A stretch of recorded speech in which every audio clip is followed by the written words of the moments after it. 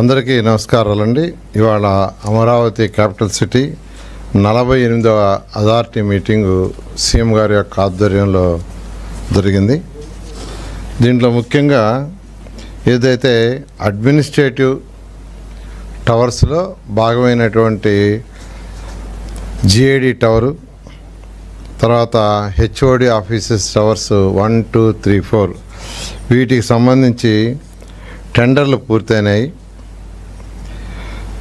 ఇందులో GID tower NCC వాళ్ళు L1 అయ్యారు, టవర్ 1 and 2 షాపుంజీ వాళ్ళు అయ్యారు, టవర్ 3 and 4 L&T వాళ్ళు అయ్యారు. ఏదైతే జిఐడి టవర్ ఉందో అది మొత్తం 882 కోట్ల రూపాయలు. అదేవిధంగా టవర్ 1 and 2 1487 కోట్లు, టవర్ 3 and 4 1303 crores, మొత్తం 3673 కోట్లతో ఈరోజు ఏదైతే L1 అయ్యారో దానికి అథారిటీ యాక్చువల్గా అప్రూవల్ ఇవ్వటం జరిగింది. దాన్ని ఇమీడియట్గా ఆ వర్క్ని టేకప్ చేసేటట్టుగా ఆ కన్సర్న్ ఏజెన్సీస్కి ఇచ్చి ఇమీడియట్గా వర్క్ టేకప్ చేయడం జరుగుతుంది. ఎందుకంటే 2014-19లో ముఖ్యమంత్రి గారు ప్రజా పరిపాలన, ప్రజలకు పరిపాలన సులువుగా ఉండాలి, ఒక దగ్గర మినిస్టర్ సెక్రటరీ, ఇంకో దగ్గర హెచ్ఓడి అంటే డైరెక్టర్ ఒక దగ్గర, కమిషనర్ ఒక దగ్గర, మళ్ళీ వాళ్ళ కింద ఆఫీసులు ఇంకో దగ్గర ఉంటే ప్రజలు అన్ని దగ్గరకు తిరగాలి, అది చాలా అసౌకర్యం. అందరూ కూడా ఒకే దగ్గర ఒకే ఫ్లోర్ కానీ లేదా 1 or 2 ఫ్లోర్స్లో ఉంటే అక్కడికి వచ్చిన వాళ్ళు మినిస్టర్ని కలిసినా వెంటనే సెక్రటరీని కలవచ్చు, వెంటనే హెచ్ఓడీని కలవచ్చు, కింద ఆఫీసులను కూడా కలిసి పని పూర్తి చేసుకోపోగలనే ఉద్దేశంతో 2014-19లో ఇవి డిజైన్ చేశారు. అయితే 2014-19లో ఇవి స్టార్ట్ చేయడం కూడా జరిగింది కొంతవరకు. అయితే ప్రభుత్వం మారటం వల్ల ఆగిపోయినాయి. మళ్ళా వీటికి సంబంధించి ఎటువంటి లీగల్ లిటిగేషన్ లేకుండా ఆ సమస్యలన్నీ సాల్వ్ చేసి టెండర్లు పిలిచి L1 వచ్చిన వాటిని ఇవ్వటం జరిగింది. ఆ విధంగా ఈరోజు అథారిటీ మీటింగ్లో దీనికి సంబంధించి క్లియర్ చేశారు. అదేవిధంగా ఎయిర్పోర్ట్ ఒక మంచి ముఖ్యమంత్రి గారు రాబోయే 50 సంవత్సరాలను దృష్టిలో పెట్టుకొని 100 సంవత్సరాలు దృష్టిలో పెట్టుకొని ఏ విధంగా అయితే హైదరాబాద్లో ఆ రోజు 5000 ఎకరాలతో ఒక ఎయిర్పోర్ట్ని నిర్మించారో శంషాబాద్ ఎయిర్పోర్టు, ఆ ఎయిర్పోర్ట్ ఆ రోజు నిర్మించకుండా ఉంటే ఏదైతే ముందున్న ఎయిర్పోర్ట్లో 10% ఫ్లైట్లు కూడా దిగలేవు. ఫ్లైట్లు దిగినప్పుడు ఇన్వెస్టర్స్ రారు. ఇన్వెస్టర్స్ని అట్రాక్ట్ చేయాలంటే ఖచ్చితంగా ఇంటర్నేషనల్ ఫ్లైట్స్ దిగేటట్టుగా ఉండాలా. అందుకనే ముఖ్యమంత్రి గారు దూరదృష్టితో ఆ రోజు హైదరాబాద్లో శంషాబాద్ని హైదరాబాద్ నిర్మించారు. ఆ రోజు ఎంతోమంది అన్నారు ఎయిర్పోర్ట్కి 5000 ఎకరాలు ఎందుకు, ఉండే ఎయిర్పోర్ట్ చాలదని. నిజంగా అది కానీ నిర్మించకుండా ఉంటే పెద్ద పెద్ద ఇన్వెస్టర్స్ చెన్నైలో దిగి కారులో రావటం, లేదంటే బెంగళూరులో దిగి రావటం చేయరు. వాళ్ళకి ప్రతి గంట ప్రతి సెకండ్ వాల్యూ. అదేవిధంగా అదే దృష్టిలో పెట్టుకుని ముఖ్యమంత్రి గారు ఫ్యూచర్లో మనకున్న ఎయిర్పోర్ట్ సరిపోదు, ఇక్కడికి ఇన్వెస్టర్స్ రావాలంటే ఖచ్చితంగా 5000 ఎకరాలతో ఒక మంచి ఎయిర్పోర్ట్ నిర్మించాలని ఆదేశించారు. అదేవిధంగా స్మార్ట్ ఇండస్ట్రీస్ రావాలి, అవి వస్తేనే ఏదైతే 34,000 ఎకరాలతో ల్యాండ్ పూలింగ్ తీసుకున్నామో ఆ రైతుల యొక్క ల్యాండ్ విలువ నిలబడుతుంది. ఇలాంటి విలువ నిలబడదు కాబట్టి ఇమీడియట్గా స్మార్ట్ ఇండస్ట్రీస్కి ఒక 2500 ఎకరాలు. అదేవిధంగా ఒక ఇంటర్నేషనల్ స్పోర్ట్స్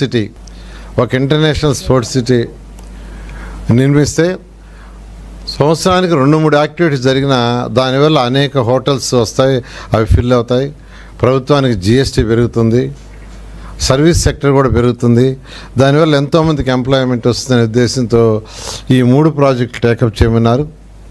అయితే ఆ 3 ప్రాజెక్టుకి ల్యాండ్ అక్విజిషన్, ల్యాండ్ పుల్లింగ్ అనే డెసిషన్లో అక్కడున్న ప్రజాప్రతినిధులు అధికారులకు ఇన్స్ట్రక్షన్ ఇచ్చాం. ప్రజల యొక్క అభిప్రాయం ఎలాగో తెలుసుకోమని.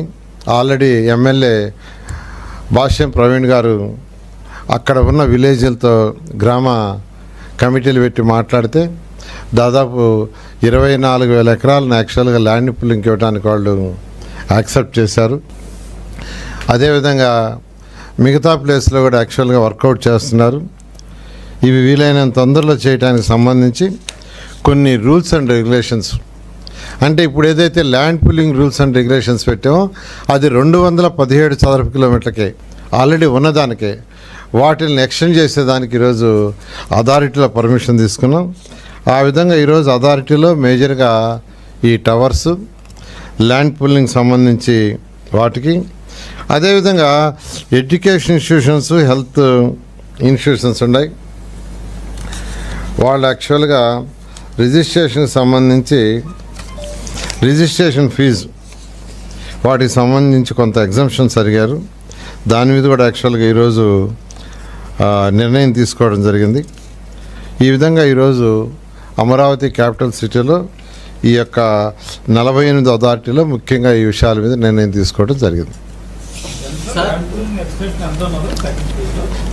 అంటే యాక్చువల్గా మనకు 10,000 ఎకరాలు యాక్చువల్గా ఈ ప్రాజెక్ట్స్ కావాలి. 2,500. అదే 10,000 ఎకరాలు అంటే మనకు మిగిలేది 25% అది చేయటానికి. అంటే ఒక 40,000 ఏకర్స్ తీసుకుంటే ఈ యొక్క 10,000 ఎకరాలు మనకు మిగులుతుంది. అయితే వాళ్ళు ఇన్ఫ్రాస్ట్రక్చర్ చేయడానికి చేయాలి కదా, డెవలప్ చేయాలి కదా, దానికి మరి కొంత కావాల్సి వస్తుంది. దాని మీద ఫస్ట్ యాక్చువల్గా గ్రామాల్లో ప్రజల అభిప్రాయం తీసుకోమని 2 ఎమ్మెల్యేలకు చెప్పాము. అటు శ్రావణి గారికి, ఇటు భాష్యం ప్రైవేట్కి ఇద్దరు చేస్తున్నారు. నేను అనుకోవడం ఇంకో 15 రోజుల్లో క్లారిటీ వస్తుంది. దాని మీద వీలైనంత వరకు ల్యాండ్ పుల్లింగ్లో తీసుకోవాలని, లేదు కాదు అంటే ల్యాండ్ అక్విజిషన్. ల్యాండ్ అక్విజిషన్ అయితే వెరీ సింపుల్, 10,000 ఎకరాలు చేస్తే సరిపోద్ది. 10,000 ఎకరాలు తీసుకుంటే డైరెక్ట్గా దాన్ని వాడేస్తాం, అసలు ఇబ్బంది ఉండదు. ల్యాండ్ అక్విజిషన్ అయితే దానివల్ల రైతులు నష్టపోతారు. సో రైతులు నష్టపోకూడదనే ఉద్దేశంతోనే ఈ ల్యాండ్ పుల్లింగ్ ప్రిఫర్ చేస్తాం.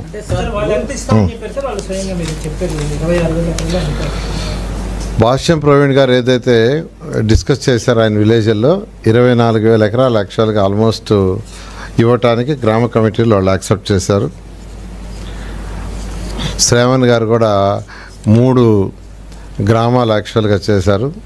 ఆ 3 గ్రామాలు కూడా యాక్సెప్ట్ చేశారు. అది దాదాపు 12,000 ఎకరాలు వస్తుంది. 12,000 సుమారుగా కూలింగ్ ఇవ్వడానికి. సార్ ఇప్పుడు మనం రాజధాని సిఆర్డి ఫస్ట్ ఏదైతే మాస్టర్ ప్లాన్ ఉందో మనం స్పోర్ట్స్ సిటీ పెట్టాం. దాంట్లో 1,671 హెక్టార్లు మనం ఆల్రెడీ పెట్టేసాం సార్. ఆ భూమిని ఏం చేస్తాం మరి? అంటే యాక్చువల్గా ఇప్పుడు స్పోర్ట్స్ సిటీ అంటే స్పోర్ట్స్ కోర్ ఉంటుంది, దాంట్లో అదర్ యాక్టివిటీస్ కూడా వస్తాయి. ఇప్పుడు ఏదైతే స్పోర్ట్స్ సిటీ పెట్టామో దాదాపు 7,000 ఎకరాలు పెట్టిండేది.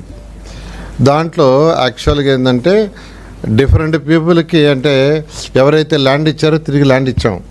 ఇవన్నీ చేయంగా ఎక్స్క్లూజివ్గా మనం స్పోర్ట్స్ కోర్టు 120 ఎకరాలు పెట్టున్నాం. దాంట్లో కోర్కి 120 ఎకరాలు ఉంది.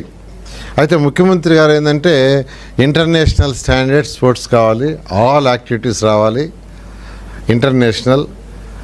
సో ఇంటర్నేషనల్గా రేపు ఒలింపిక్స్కి కూడా మనం పోటీ పడేట్టుగా ఉండాలి. కాబట్టి ఇంటర్నేషనల్ లెవెల్లో చేయండి. ఎకనామిక్ గ్రోత్ రావాలంటే ఇది రావాలంటారు. ఒక ఐపీఎల్ జరిగితే ఇతర దేశాల నుంచి కూడా యాక్చువల్గా చూడటానికి వస్తారు. వాళ్ళకి స్టార్ హోటల్స్ కావాలా, స్టార్ హోటల్స్ వచ్చినప్పుడు ఎంప్లాయ్మెంట్ వస్తుంది, జిఎస్టీ వస్తుంది. సో ఎకనామిక్ యాక్టివిటీ సైకిల్ పెరగాలి అంటే అటువంటి ఇంటర్నేషనల్ చేయాలంటే ఒక 2,500 ఎకరాలు ఉండాలనే ఉద్దేశంతో చేస్తున్నాం. మీరు అక్కడ ఉన్న ఎంపీ గారు, విజయవాడ ఎంపీ గారు, లోక్సభ ఎంపీ గారు, ఇటు పక్క మూలపాడు పక్కన ఉన్నటువంటి ఇంటర్నేషనల్ స్టేడియం ఆనుకొని కూడా భూమి తీసుకుంటాం 2,000 ఎకరాలు. యాక్చువల్గా అంటే రివర్కి ఆ పక్క ఉండేది చూడమని నేను కూడా చూశాను. అది వాటర్లో మెర్జ్ అవుతుంది. అయితే రోడ్డుకి అవతల సైడ్ యాక్చువల్గా ఏదైతే నేషనల్ హైవే ఉందో దాని అవతల కూడా కొంత ల్యాండ్ ఉందని యాక్చువల్గా వారు పర్సూ చేస్తున్నారు. వారితో డిస్కస్ చేస్తాం సార్.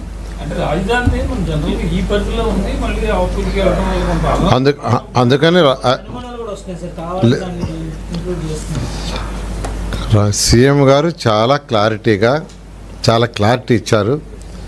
కృష్ణా రివరు, ఇటు national highway, outer ring road, ఈ లోపల యాక్చువల్గా ఈ యొక్క ఎయిర్పోర్ట్కి కానీ, స్మార్ట్ ఇండస్ట్రీస్కి కానీ, అదేవిధంగా ఇంటర్నల్ స్పోర్ట్స్ సిటీ కానీ చూడమన్నారు. ఆ డైరెక్షన్లో జరుగుతుంది. నెక్స్ట్ మున్సిపల్ కార్మికుల్లో సార్ ఇప్పుడు ఈ వీటికే ఇప్పుడు ల్యాండ్ పూలింగ్ చేసిన వాటికే పూర్తిగా వినియోగంలోకి తేలేదు, ల్యాండ్ వాల్యూ పెరుగుతుందని చెప్పలేదన్నది రైతులు మీకు సపోర్ట్ చేస్తామని చెప్తున్నప్పటికీ కూడా కొన్ని బలమైన అనుమానాలు ఉన్నాయి సార్. అంటే వాళ్ళకి చాలా ఇన్హిబిషన్స్ ఉన్నాయి. సో వీటిని ఎట్లా అడ్రస్ చేయబోతుంది సార్? అంటే నేను అందరు రైతుల సోదరులు చెప్తున్నాను, 2014-19లో ల్యాండ్ పుల్లింగ్ అనౌన్స్ చేసి మీ దగ్గర ల్యాండ్ తీసుకోవడానికి కొంత టైం అయింది. ఆ తర్వాత దాన్ని లేఅవుట్ చేయడానికి సింగపూర్ వాళ్ళకి ఇస్తే అది 6 months to 8 months పట్టింది.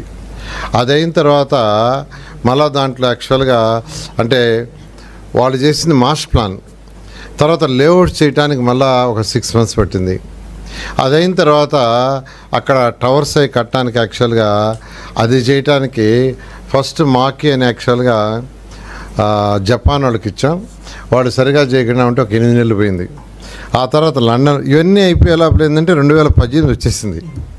సో మేము గతంలో ఇచ్చిన టెండర్లన్నీ ఆల్మోస్ట్ 2018-19లోనే, అంటే ఎలక్షన్స్కి దాదాపు ఒక 6 నెలలు 7 నెలలు 8 నెలల ముందు ఆ పీరియడ్లోనే అవన్నీ కట్టాం.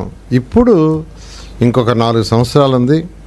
లీగల్ హర్డిల్స్ అన్నీ ఓవర్ అయిపోయినాయి, కంప్లీట్ అయిపోయినాయి. కాబట్టి ఈ యొక్క 34,000 ఎకరాలు ఏదైతే తీసుకున్నాం 217 చదరపు కిలోమీటర్లో, దాంట్లో ఏదైతే ట్రంక్ ఇన్ఫ్రాస్ట్రక్చర్ కానీ, లేఅవుట్స్ ఇన్ఫ్రాస్ట్రక్చర్ కానీ, కొండవీటి వాక్ కానీ, పాల వాక్ కానీ, లేదా గ్రావిటీ కెనాల్ కానీ, లేదా అధికారులకు 4,000 బిల్డింగ్స్ కానీ, లేదా ఇప్పుడు శాంక్షన్ అయిన టవర్స్ 5 టవర్స్ కానీ, అసెంబ్లీ కానీ, తర్వాత హైకోర్టు కానీ కంఫర్టబుల్గా రాబోయే 3 సంవత్సరాలు పూర్తయిపోద్ది. గతంలో ఒకటి గుర్తుపెట్టి రైస్ అవుతుంది, లాస్ట్ 1 yearలో లాస్ట్ 8 months 6 monthsలో టెండర్లు ఇచ్చాం. 3 సంవత్సరాల ప్రాజెక్టు 6 నెలలు 8 నెలలు ఇచ్చింది. ఎందుకంటే ల్యాండ్ పుల్లింగ్, ప్లానింగ్ ఇవన్నీ చేయడానికి పట్టింది. అందువల్ల ఎవరైతే రైతు సోదరులు ఇచ్చారో వాళ్ళది 100% 100% 3 సంవత్సరాల్లో కంప్లీట్ చేస్తాం. అది చేసి స్మార్ట్ ఇండస్ట్రీస్ ఏదైతే ఇప్పుడు మళ్ళీ ఎక్స్ట్రా ల్యాండ్ పూలింగ్ తీసుకొని అక్కడ ఇవి పెడుతున్నాం, దానివల్ల ఈ యొక్క భూమి విలువ పెరుగుతుంది, సస్టైన్ అవుతుంది. 70,000 ఎకరాలు సార్ ఒక రాజధాని కోసం. ఈ మధ్య మన ప్రతిపక్ష నాయకుడు చెప్తున్నాడు, జస్ట్ ఒక 500 ఎకరాల్లో కావాల్సిన కట్టొచ్చు కదా అన్నట్టుగా ఆయన చెప్తున్నాడు, మన ప్రెస్ మీట్లో మాట్లాడుతున్నారు. సో 70,000-80,000 ఎకరాలు బయట నుంచి అన్ని ఫోర్స్ నుంచి కొంత ఒత్తిడి వచ్చే అవకాశం ఉంటుందా? అట్లా ఏమన్నా అసెంబ్లీలో ఆయనే 30,000 ఎకరాలు అమరావతి అన్నాడు. ప్రభుత్వ రంగాన్ని ఆయన ప్రభుత్వ రంగాన్ని మార్చేశాడు. అసలు ఈరోజు అదే అనుకోనుంటే హైదరాబాద్ అలా డెవలప్ అయ్యిండేదా? హైదరాబాద్లో ఆ రోజు ముఖ్యమంత్రి గారు ఆ డెసిషన్స్ తీసుకోబట్టి డెవలప్ అయింది. ఎకనామిక్ గ్రోత్ రావాలి, ఎకనామిక్ ఇండస్ట్రీస్ రావాలి, డిఫరెంట్ ఐటీ రావాలి, నాన్ పొల్యూటెడ్ ఇండస్ట్రీస్ రావాలి. అదేవిధంగా ఆ రోజు హైదరాబాద్లో నేషనల్ గేమ్స్ ముఖ్యమంత్రి గారు కండక్ట్ చేస్తే ఒక వైబ్రేషన్ వచ్చింది హైదరాబాద్లో. ఎందుకంటే నేషనల్ గేమ్స్కి మొత్తం డిఫరెంట్ స్టేట్స్ నుంచి నేషనల్ లెవెల్లో ఎంతోమంది వచ్చారు. వాళ్ళకి ఆ రోజు అపార్ట్మెంట్ కట్టారు, హోటల్స్ కట్టారు అని. అలా యాక్చువల్గా ముఖ్యమంత్రి గారు దూరదృష్టితో ఆలోచిస్తున్నారు. ఖచ్చితంగా ఈ యొక్క 3 సంవత్సరాల్లో చేయాల్సింది ఏదైతే మాట చెప్పామో తప్పకుండా చేయడం జరుగుతుంది. చాలండి. మీరు తీసుకోబోయే రిమైనింగ్ ల్యాండ్ దాని డెవలప్మెంట్ ఏంది, దానికి టార్గెట్ అంటే ఎన్ని వేళల్లో పూర్తి చేస్తారు? దానికి కూడా యాక్చువల్గా ఏంటంటే ల్యాండ్ పుల్లింగ్ పూర్తయిన తర్వాత దాని యొక్క రోడ్లు కానీ, డ్రైన్స్ కానీ ఇవన్నీ కూడా 3 సంవత్సరాలు పూర్తి చేసేటట్టుగా యాక్చువల్గా చట్టంలో పెడుతున్నాం. 3 years. దాన్ని మళ్ళీ అక్కడ దానికోసం చట్టం చేస్తారు అంటే ఇదే ఆల్రెడీ ఉన్న చట్టంలో 3 సంవత్సరాలే ఉంది. అంటే ఇప్పుడు యాక్చువల్గా land pooling rules and regulations ఏదైతే చట్టంలో పెట్టామో అది 217 చదరపు కిలోమీటర్లకి మళ్ళీ ఎక్కడ చేసినా పెట్టాలా. ఈ రూల్స్ అక్కడ పెడుతున్నాం. ఇక్కడ 3 సంవత్సరాలు ఉంది, అదే 3 సంవత్సరాలు అక్కడ పెడతాం. ఇంకో 3 దానికి అనిగా సార్ దీనికి మీరు ఒక 50,000 తీసుకుంటే ఎకరానికి 1 కోటి రూపాయలు చొప్పున ఖర్చు, నిర్మాణ ఖర్చు డెవలప్మెంట్ సార్. మీరు 10,000 ఎకరాలు పోతే మిగతా 40,000 ఎకరాలకు కావాల్సిన డబ్బులు 40,000 కోట్లు కావాలి. అదే ఇప్పుడే చెప్పింది. దాంట్లో ఇంకొక 2-3 వేల ఎకరాలు ఎక్స్ట్రా తీసుకోవాల్సి వస్తుంది. 40,000 ఎకరాలకి ఇన్ఫ్రాస్ట్రక్చర్ డెవలప్ చేయడానికి అయ్యే కాస్ట్కి తగ్గట్టుగా 3,000 4,000 ఎక్స్ట్రాగా తీసుకోవాలా. అది ఈ గ్రామ కమిటీల మీటింగుల్లో జరిగే దాన్ని బట్టి డిసైడ్ చేసుకుంటాం. స్క్వేర్ ఫీట్ ఎస్ఎఫ్టీకి హై క్లాస్ పెద్దతో వచ్చేస్తున్నాయి. జగన్ ఈ చెన్నై రాజధాని భావంలో పెద్ద ఎత్తున అక్రమాలు జరుగుతున్నాయి. స్క్వేర్ ఫీట్కి ప్రపంచంలో ఎక్కడ రేట్లు ఇక్కడ పెట్టుకున్నాం. వీళ్ళు ఒక స్క్వేర్ ఫీట్ దాదాపు 10,000 20,000 నుంచి 20,000 దాకా పెట్టుకున్నామని ఆలోచిస్తున్నాం. ఆయన నోటికి ఏదొస్తే చెప్తాడు, నోటికి ఏదొస్తే అది.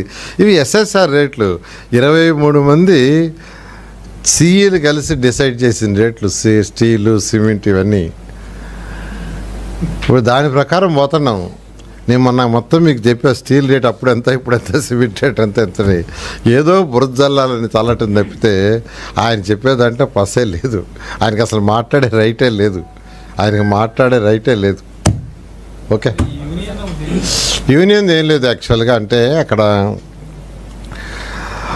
PH workers, non pH work, technical, non technical. గత ప్రభుత్వం కొంత 6,000 రూపాయలు కొందరికి ఇచ్చింది, కొందరికి ఇవ్వలేదు. మాకు కూడా చేయమని యాక్చువల్గా వాళ్ళు అడుగుతున్నారు. దాని మీద ఆ యూనియన్స్ అన్నింటితో మాట్లాడాను. వాళ్ళు అడిగిన రిక్వెస్ట్ అంతా తీసుకున్నాను. త్వరలో ఫైనాన్స్ మినిస్టర్ గారితోనూ ఫైనాన్స్ సెక్రటరీతో మాట్లాడి తర్వాత సీఎం గారికి ప్రజెంట్ చేసి దాని మీద ఒక డెసిషన్ తీసుకుంటామని చెప్పాను. సార్ ఇప్పుడు రాజధానికి ఎంత డబ్బులు తీసుకున్నాం సార్? ఇంకెంత రిమైనింగ్ వచ్చే అవకాశం ఉంది? రాజధానికి యాజ్ ఇట్ ఈస్గా ఈ రోజుకి 11,000 కోట్లు హట్కో శాంక్షన్ చేసింది, 15,000 కోట్లు ఏడీబీ అండ్ వరల్డ్ బ్యాంకు ఇంతవరకు శాంక్షన్ అయ్యింది. అది త్వరలో మరికొన్ని బ్యాంక్స్ ద్వారా 5,000 కోట్లు యాక్చువల్గా వస్తుంది. వర్క్ జరుగుతూ ఉంటే రిమైనింగ్ యాక్చువల్గా విల్ ప్లాన్ ఇట్. డిఫరెంట్ అంటే ల్యాండ్ ఉంది కదా, ల్యాండ్ మానిటైజ్ చేసి తీసుకుంటాం బ్యాంక్స్లో. డిఫరెంట్ బ్యాంక్స్ని అప్రోచ్ అవుతున్నాం. ఏదైతే ల్యాండ్ ఉందో ఆ ల్యాండ్ మానిటైజ్ చేసి తీసుకుంటాం. తర్వాత ఇంకొకరు రేటు స్టెబిలైజ్ రేటు పెరిగిన తర్వాత ఆక్షన్ వేసి అమ్మి తీరుస్తాం. ఇప్పుడున్న ల్యాండ్లో వర్క్స్ ఏవైతే స్టార్ట్ అయిన నడుస్తున్నాయి, అలాగే కొత్తగా తీసుకున్న దాంట్లో కూడా ఇప్పుడే స్టార్ట్ చేస్తారా, లేదా ఇది కంప్లీట్ అయిన తర్వాత స్టార్ట్? అంటే దీని పాటికి జరుగుతుంటుంది. అది ల్యాండ్ పుల్లింగ్ నోటిఫికేషన్ ఇచ్చే తర్వాత మనకు ల్యాండ్ రావాలా, వచ్చిన తర్వాత మాస్టర్ ప్లాన్ చేయాలా, మాస్టర్ ప్లాన్ చేసిన తర్వాత లేఅవుట్స్ ప్లాన్ చేయాలా, ఇవన్నీ చేయడానికి కనీసం 2 years పడుతుంది. ఓకే, సింగపూర్ ఏం చేశారు సార్ సీడ్ క్యాపిటల్ డెవలప్మెంట్? వాళ్ళని యాక్చువల్గా అడుగుతున్నాం. వాళ్ళు ఏమంటున్నారంటే గత ప్రభుత్వం మమ్మల్ని అనేక ఇబ్బందులు పెట్టింది, సింగపూర్లో వచ్చి ఇంట్రాగేషన్ చేశారు, మేమే తప్పు చేయకపోయినా అని వాళ్ళు యాక్చువల్గా వాళ్ళ యొక్క అభిప్రాయాన్ని అలా వెలిపిస్తున్నారు. But we're trying our level best. Work out చేస్తాం, వీల్ వర్కౌట్. అంటే కాదు సార్, ఇప్పుడు వాళ్ళు రారు, ఆల్టర్నేటివ్ లేదనుకోండి సార్. మనం ఏదైతే అసలు సీడ్ క్యాపిటల్ డెవలప్మెంట్ అనుకున్నామో అది ఆగిపోయే ప్రమాదం ఉంది కదా. ఎందుకు ఆగిపోతే? మనం ఒక డిజైన్ చేసాం, ఆ డిజైన్ మొత్తం డెవలప్మెంట్ వాళ్ళకి. అంటే అక్కడ యాక్చువల్గా దాన్ని డిజైన్ చేసింది ఏంటంటే డిఫరెంట్ కంట్రీస్లో, డిఫరెంట్ స్టేట్స్లో ఉండే డిఫరెంట్ కంపెనీలు అక్కడికి తీసుకొచ్చేది. 42% మన షేరు, 58% వాళ్ళ షేరు. ఏది దాంట్లో వచ్చే ఆదాయం కానీ ఏదైనా. ల్యాండ్ మనం పెట్టుబడి పెట్టాం, దానికి ఏకర్ కింతని మళ్ళీ ఇస్తారు, ల్యాండ్కి ఇస్తారు. అలాంటి సిస్టమ్ తెచ్చాం, మనకేవి పైసా ఇబ్బంది లేకుండా. ఆడ ఇన్ఫ్రాస్ట్రక్చర్ అంతా డెవలప్ అయితే 2,000 కోట్ల రూపాయలు ఇన్ఫ్రాస్ట్రక్చర్ ఫ్రీగా వచ్చేది.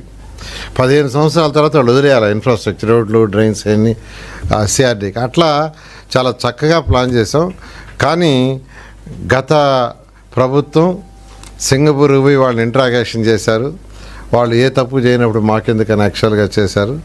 అందువల్ల వాళ్ళు ఆలోచిస్తారు, country it is a country, వేరే కంట్రీ. అందువల్ల వీఆర్ వర్కింగ్. కానప్పుడు వేరే ఆల్టర్నేట్ ప్లాన్ చేస్తాం. Okay, thank you.